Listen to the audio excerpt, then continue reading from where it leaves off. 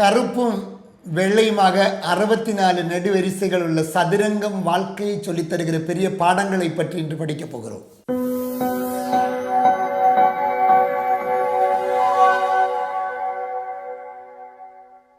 என் இனிய தமிழ் நண்பர்களே வணக்கம். நான் மது பாஸ்கரன். சின்ன வயசுல செஸ் விளையாண்டுருக்கேன். செஸ் விளையாடுறப்ப இந்த 64 நெடுவரிசைகள் காலம்ஸ் இருக்கும். இந்த கருப்பும் வெள்ளையுமா இருக்கும். அதில் ஒரு 16 பீஸை வச்சுட்டு நானும் என்னுடைய முன்னாடி உட்காந்துருக்க ஒரு 16 பீஸை வச்சுட்டு விளையாடுவாங்க. இந்த விளையாட்டு விளையாண்டப்போ இது வாழ்க்கையுமா இவ்வளவு சம்மந்தப்பட்ட விஷயம்னு அன்னைக்கு தெரியாது. ஆனால் பெருசானப்போ செஸ் நம்முடைய வாழ்க்கையை நமக்கு சொல்லித்தருகிற பெரிய பாடங்கள் என்ன அப்படின்னு திங்க் பண்ணப்போ ஞாபகம் வந்து ஒரு 10 ரொம்ப முக்கியமான வாழ்க்கை கல்வியை நமக்கு அந்த செஸ்லேருந்து கற்றுக்க முடியும். அது என்ன அந்த சதுரங்கம் சொல்லித் தருகிறது பாருங்கள். முதல் பாடம், each moment is very important. ஒவ்வொரு அசைவுகளும் மிக மிக முக்கியமானது. நான் ஒரு பீஸை எடுத்து மூவ் பண்ணுறப்போ அந்த ஒவ்வொரு பீஸும் என்னுடைய வாழ்க்கையின் கதியை தீர்மானிக்க போகிறது. நான் வெற்றி பெறுவேனா வேண்டாமா அப்படின்னு தீர்மானிக்கப்படுறதா இருக்கும் அப்படிங்கிறான். ஒவ்வொரு மூமெண்ட்டும் ரொம்ப முக்கியமானது. வாழ்க்கையில் நீங்கள் செய்கிற ஒவ்வொரு செயல்களும் உங்கள் வாழ்க்கையின் வெற்றியும் தோல்வியை தீர்மானிக்கிறது அப்படிங்கிறதான். அதனால் ஒவ்வொரு மூமெண்ட்டும் முக்கியமானதாக கவனிங்க. நம்ம எப்படியோ பிறந்தோம், என்னமோ செஞ்சோம், எப்படியோ வாழ்ந்தோம், தப்பு. அப்படி இல்லை, நான் இது செய்கிறது அது ஒரு மீனிங்ஃபுல்லான மூமெண்ட் அப்படின்னு நார்மல் சொல்லுவோம்ல. காரணம் செஸ் நீங்கள் மூவ் பண்ணுறதுக்கு எல்லா மூமெண்ட்டுக்கும் ஒரு காரணம் இருக்கும்.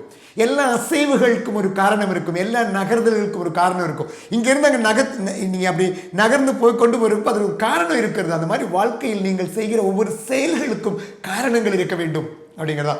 நம்மளால் காரணமே இல்லாமல் பண்ணுவான். ஏன்னா 10ஆம் கிளாஸ் படிக்கணும் இல்லை அப்படிமா, ஏன் டிகிரி படிக்கிற, ஏன் இன்ஜினியரிங் போகிறேன், எல்லாரும் போகிறாங்க நானும் போகிறேன் அப்படின்னா எல்லாரும் மூவ் பண்ணுற மாதிரியா நீங்கள் மூவ் பண்ணுறீங்க செஸ்ஸில்? இல்லை, ஒவ்வொரு மூமெண்ட் வைக்கிற போதும் உங்களுக்கு தெரியும் அதுக்கு காரணம் என்ன பார்த்து போய்கிட்டு இருக்கீங்க அப்படின்னு. தோன்ற மாதிரிலாம் வைக்கிறது செஸ்ஸே கிடையாது. தோன்ற மாதிரி வாழ்க்கையில் செயல் புரிவது வாழ்க்கை அல்ல அப்படின்னு செஸ் நமக்கு சொல்லித் தருகிற முதல் பாடம். இரண்டாவது பாடம் என்ன? ஒவ்வொரு அசைவுகளுக்கும் ஒவ்வொரு மூமெண்ட்டுக்கு முன்னால் நிறைய திங்க் பண்ணணும் அப்படிம்பாங்க. வாழ்க்கையில் ஏதாவது செய்கிறதுக்கு முன்னாடி நல்ல யோசனை பண்ணணும். யோசனை பண்ணாமல் ஏதாவது செஞ்சுட்டு அலையிடக்கூடாது. அப்படி எடுத்து நீங்கள் அந்த அந்த ஒரு பீஸை எடுத்து மாற்றி வைக்கிறப்போ எதுக்காக மாற்றி வைக்கிறோம், இது வைக்கிறது நல்லதா கெட்டதா அப்படின்னு யோசனை பண்ணணும். இதனால் என்னென்ன கெடுதிகள் வரப்போகிறது, என்னென்ன விளைவுகள் வரப்போகிறது அப்படின்னு தெரிஞ்சுட்டு செய்யணும். நம்மால் செய்யறதில்ல. நம்மால் விளைவுகளை பற்றியே திங்க் பண்ணாமல் ஏதாவது பண்ணிட்டுருப்போம். அந்த விளைவுகளை புரிந்து கொண்டு செய்ய வேண்டும் என்று செஸ் நமக்கு சொல்லித் தருகிற இரண்டாவது பாடம். மூன்றாவது பாடம் நினைக்கிறீங்க. இங்கே பாருங்கள், செஸ் விளையாடுறவன் எந்த அந்த காலத்தில் இருக்கோ அதை மட்டும் பார்த்து விளையாண்டுட்டு இருக்க மாட்டான். 64 அந்த காலம்ஸின் நெடுவரிசைகளையும் பார்ப்பான். ஏன் தெரியுங்களா? லைஃப் அப்படி ஹோலாக பார்க்கணும். இன்றைக்கி எப்படி வாழ்ந்து போகிறது அப்படின்னு பார்க்கக்கூடாது. இன்னைக்கு லாபம், இன்னைக்கு வாழ்க்கை, இன்றைய காரியம். வாழ்க்கையை பெருசாக பார்க்கணும், நீண்ட காலமாக பார்க்க வேண்டும். பெரிய வாழ்க்கை இது. நான் இப்போ சொல்லுவேன், வாழ்க்கைங்கிறது பெரிய ஒரு ரேஸ் மாதிரி, 100 மீட்டர் மாதிரி இல்லை, ஓடிப்படாமல் தீர்த்துக்க முடியாது. சில மனிதர்கள் ரொம்ப சிம்பிளாக அப்படி தீர்த்துருச்சுன்னு நினைப்பான். அப்படி இல்லை, பெரிய வாழ்க்கை ஒரு நம்ம மாரத்தான் ஓடுற மாதிரி பெரிய நீண்ட ஓட்டம். இதில் இப்போ பின்னாடி வந்தாலும் முன்னாடி வந்துடலாம் அப்படின்னு நினைப்போடு கூடி ஒரு ஹோல் பிக்சரில் வாழ்க்கையை பார்க்கணும் அப்படின்னு தான் செஸ் நமக்கு சொல்லித் தருகிற மிக முக்கியமான மூணாவது பாடம். அல்லாமல் இதை மட்டும் பார்த்துட்டு செய்யாதீங்க, வாழ்க்கையை முழுமையாக பாருங்கள். முழுமையாக பார்க்கும்போது வாழ்க்கை நன்றாக இருக்கும். அதான் மூன்றாவது பாடம். நான்காவது பாடம் என்ன? செஸ்ஸில் உங்கள் ஒப்பரண்டாக உட்காந்துருக்காருல, அவர் ஒரு மூமெண்ட் நடத்திட்டார். அடுத்த மூமெண்ட் உங்களுக்கு வேண்டாம், நான் இனிமேல் மூமெண்ட் பண்ணலேன்னு சொல்ல முடியாது. Moment compulsory. வாழ்க்கையில் அப்படி தான். செயல்கள் கம்பல்சரி. செயல் புரியாமல் இருக்க முடியாது. செஸ்ஸில் நீங்கள் செயல் புரியாமல் இருந்தால் செஸ்ஸுக்கு வெளியே போயிட்டீங்கன்னு அர்த்தம். வாழ்க்கையில் அப்படி தான். செஸ்ஸில் நீங்கள் உங்கள் வாழ்க்கையில் எப்போ நீங்கள் மூவ் பண்ணாமல் இருக்கீங்களோ அப்போ நீங்கள் வாழ்க்கையிலிருந்து வெளியே போயிட்டீங்க அப்படின்னு அர்த்தம். அதனால் வாழ்க்கையை எப்பொழுதும் செயல் புரிந்து கொண்டே இருக்க வேண்டும். Action compulsory. நான் இதை செய்ய மாட்டேன், நான் ஒன்றும் செய்ய மாட்டேன்னு சொல்லவே முடியாது. வாழ்க்கையே இல்லை. அப்படி செஸ் சொல்லித் தருகிற 4வது பாடம். செஸ் சொல்லித் தருகிற 5வது பாடம் என்ன? எதிராளி உங்களுடைய அந்த பீஸை எடுத்துகிட்டு போயிட்டா அப்படி உடனே கடுப்பாயிடக்கூடாது. அந்த கடுப்பை நான் என்ன வேணாலும் பண்ணுவேண்டா, நோ. எவ்வளவு உணர்ச்சி பூர்வமாக இருந்தாலும் புத்தி வைத்து விளையாட வேண்டும். நம்ம ஊரில் என்ன பண்ணுவான், ஏதாவது ஒருத்தர் நமக்கு கெடுதி விட்டானா இப்போ நான் அவனை எப்படி தீர்த்து கட்டுறது தான் நினச்சிட்டு இருப்போம். அவனை தீர்த்து கட்டுவதல்ல வாழ்க்கை, அடுத்த மூமெண்ட்டுகள் போலும் அந்த உணர்ச்சிகளை மாற்றி வைத்துக்கொண்டு விவேகபூர்வமாக புத்திபூர்வமாக உங்களுடைய அந்த இன்டெலிஜென்ஸ் யூஸ் பண்ணி விளையாடணும் அப்படின்னு செஸ் நமக்கு சொல்லித் தருகிறது. 5வது பாடம். 6வது பாடம் என்ன? செஸ்ஸில் ரூல்ஸ் இருக்கு. உலகத்தில் எல்லா கேம்ஸ்லையும் ரூல் இருக்கு.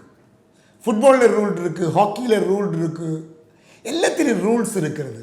அந்த ரூலுகள் தான் அந்த கேமை இன்ட்ரெஸ்டிங் ஆக்குது. ரூலே இல்லாமல் விளையாண்டு பாருங்க. ஃபுட்பாலில் தோன்ற மாதிரி விளையாடுன்னு சொல்லுங்க, செஸ்ஸில் உனக்கு தோன்ற மாதிரி நீ விளையாடலான்னு சொன்னீங்கன்னா செஸ் இட்ஸ் நாட் இன்ட்ரெஸ்டிங் கேமாக இருக்காது. வாழ்க்கை அந்த மாதிரி தான். வாழ்க்கையில் எல்லாம் ரூலுகள் இருக்கும். இப்படித்தான் வாழ வேண்டும், இப்படித்தான் வாழ வேண்டும் என்று இருக்க வேண்டும்.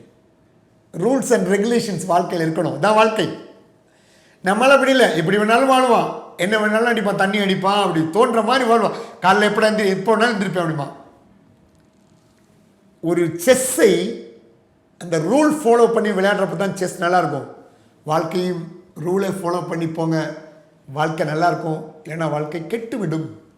செஸ் விளையாட முடியாத மாதிரி வாழ்க்கையை விளையாட முடியாமல் போயிடும். அதான் 6வது விஷயம். 7வது விஷயம் என்ன? நீங்கள் எவ்வளோ பெரிய விளையாட்டு வீரனாக இருந்தாலும் சரி, உங்களுக்கு 16 பீஸ் தான் தருவாங்க. Only 16 pieces in chess. அந்த 16 பீஸுகளை வச்சு தான் விளையாட முடியும். வாழ்க்கை அப்படித்தான்.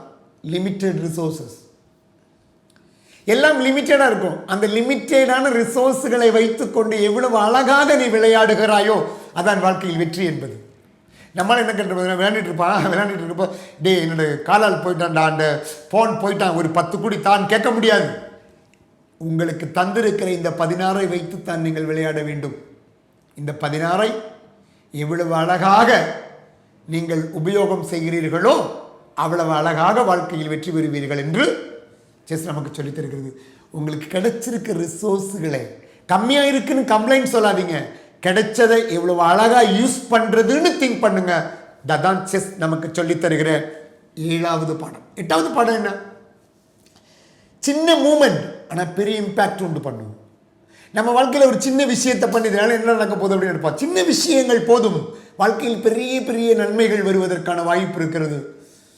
காலைல ஒரு மணி நேரம் வெளில நான் எந்திரின்னு சொன்னால் அதனால என்ன வரப்போகுது, ஒன்றும் ஆகாது அப்படிமா.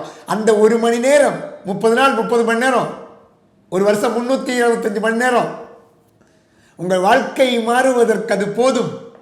சிறிய செயல்கள் பெரிய நன்மைகளை கொண்டு வரும். அதான் small moments make big impacts அப்படின்னு சொல்லுவாங்க. அப்படி பார்க்கணும் வாழ்க்கையை. அதான் 8வது சொல்லித் தருகிற பாடம் செஸ். 9வது என்ன பாடம் சொல்லித் தருகிறது அப்படின்னா, அந்த பான் இருக்கு பார்த்தீங்களா, அந்த சோல்ஜர்ஸ் முன்னாடி வச்சுருப்போம் 8. இங்கே பாருங்கள், ஒரு 6 மூமெண்ட் போதும் குயின் ஆகிறதுக்கு. அந்த லாஸ்ட்டு போய் சேர்ந்துட்டோன்னா அந்த அந்த பான் பிகம்ஸ் குயின். வேணா குயின் ஆகலாம். அதை செகண்ட் மோஸ்ட் பவர்ஃபுல் ஆக முடியும். எப்போ? ஏதொரு மனிதனும் நீ எங்கு இருக்கிறாய் என்பதல்ல, நீ எங்கு போய் சேர்ந்தால் என்ன ஆவாய் என்பதுதான் மிக முக்கியம் என்று நமக்கு செஸ் சொல்லித் தருகிறது. அதனால் கரெக்டாக மூவ் பண்ணி எங்கே போகணும்னு தெரிஞ்சு போனீங்கன்னா you become the powerful personality in your life. அதான் 9வது பாடம். 10வது பாடம் என்ன தெரியுங்களா? வாய்ப்புகள் இந்த 64 நெடுவரிசைகளிலும் இருக்கின்றன. அதை கண்டுபிடிக்கணும், அதுக்கு தகுந்த மாதிரி மூவ் பண்ணணும், வாழ்க்கை வெற்றி பெறும். வாழ்க்கையில் எங்கே பார்த்தாலும் வாய்ப்புகள் தான் இருக்குது. நம்மளால என்ன சொல்ல தெரியுமா, என்னடா ஒன்றுமே இல்லைவா, பொய். நான் எப்படி சொல்றேன், வாழ்க்கையில் எங்கே திரும்பி பாருங்க எல்லா இடத்துலையும் வாய்ப்புகள் தான் இருக்கிறது. so many opportunities in your life. எங்கே பார்த்தாலும் வாய்ப்புகள் இருக்கிறது. அந்த வாய்ப்புகளை கண்டுபிடிக்க தெரிந்த வேண்டும். கண்ணை மூடிட்டு என்னடா இருட்டா இருக்கேன்னு சொல்லக்கூடாது. கண்ணை திறந்து பார்க்க வேண்டும், எங்கெல்லாம் வாய்ப்பு இருக்கிறது. அந்த வாய்ப்புகளை கண்டுபிடிப்பது ஒரு திறமை.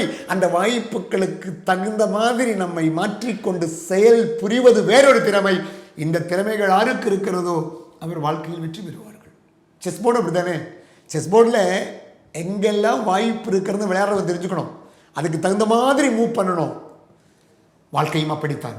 எக்கச்சக்கமான வாய்ப்புகள் இருக்கிறது, கண்டுபிடியுங்கள், அதற்கு தகுந்த மாதிரி உங்களை செயல்படுத்துங்கள், வாழ்க்கை வெற்றி பெறலாம். செஸ் நமக்கு சொல்லித் தருகிற பெரிய பாடம். செஸ்ஸில் நன்றாக விளையாண்டால், பிளான் செய்து விளையாண்டால், புத்திபூர்வமாக விளையாண்டால் வெற்றி பெறலாம் என்பது போல் வாழ்க்கையில் ஏதொரு மனிதனால் வெற்றி பெற முடியும். கரெக்டாக பிளான் பண்ணி விளையாண்டோன்னா அந்த மாதிரி விளையாட வேண்டியதுதான் வாழ்க்கை. வெற்றி பெறட்டும். நண்பர்கள், இந்த வீடியோ பிடித்திருந்தால் பார்த்ததற்கு மற்றவர்களுக்கு பகிர்ந்து கொள்ளுங்கள். அடுத்த தடவை ஒரு புதிய விஷயமாக மீண்டும் பார்க்கலாம். மிக்க நன்றி.